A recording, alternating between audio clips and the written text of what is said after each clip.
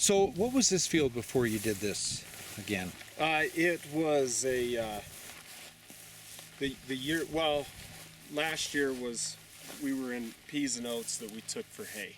Okay, and this is brand new property for you, right? Yeah, so we've had this property about 15 months. You're trying to build up the soil health, organic matter, and bring back this field into a highly productive. Yeah, right. And for today's standards, this is highly productive, but I'm not satisfied. Tell me again the mix that you have here. Gosh, it's so many. I'd have so many. Well, I'd have a hard time telling you.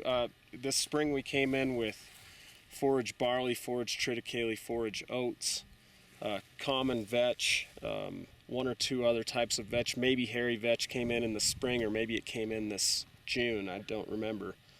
We also had impact forage collards, nitro radish, a lot of quackgrass in here. But there's also biodiversity, and look at the difference in production from here to there. Yeah.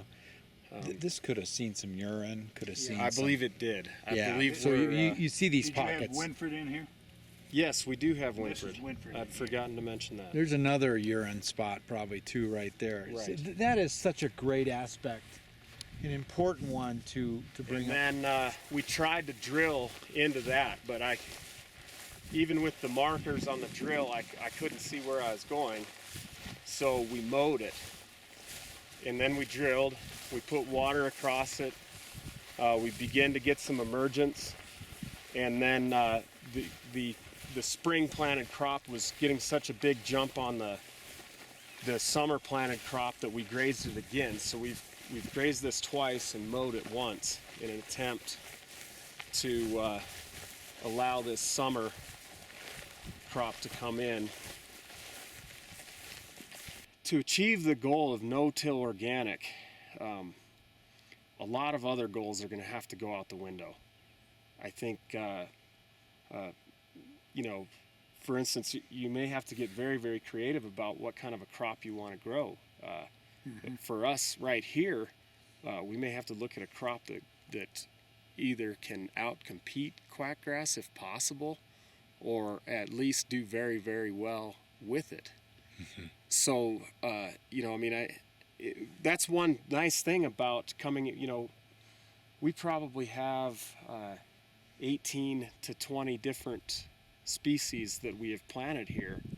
And so right now we're in the experimenting stage of finding out what crop will compete with this quackgrass, what crop will even germinate, and what times of year are you more likely to get a better germination rate, which also will affect what species you can plant. And so, this isn't where I would like it to be by a long, long shot. But you have a lot of good things started underground, though. Right. Right. And if we can continue not to till it, we'll be able to capture that. Hard to get diversity in a winter crop. Possibly with the planting of a winter crop, you might be able to get some Austrian winter pea to overwinter with the triticale? With the triticale. Normally it dies here, but we've had some success in getting it to overwinter. And so with a diverse species mix, it might actually have overwinter. A better chance. Sweet clover is an excellent one to overwinter, and one that will be dead and gone in a grazing situation or a haying situation it's a biennial, so it's not going to be a perennial like alfalfa. Right. And so sweet clover is a good option to go with the winter. So what's the goal for the rest of the year? The goal would be to continue improving soil health through maintaining these multi-species, to keep something green and growing on here as long as possible, and to provide enough feed for at least 40-50 head of cattle, which is a pretty low goal as far as it's easy to do goes. Right.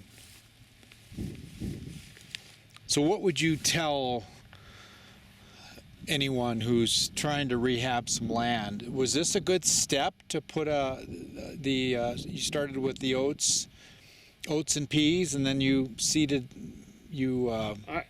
I would say, if you wanted to make a move towards this, start planning as soon as possible. Work with guys like Dick Sparks, Mike Collins, and Ray Archuleta, and come up with a plan that would give you a good likelihood of feasibility for, maybe start with maybe go for one more round of tillage, and after your cash crop comes off, or maybe not, maybe plant directly into it with a winter crop. Try to get as good a cover as you can with some sort of a winter crop, and just a long, well thought out plan of it, at least looking ahead at least a year, and then be ready to change it.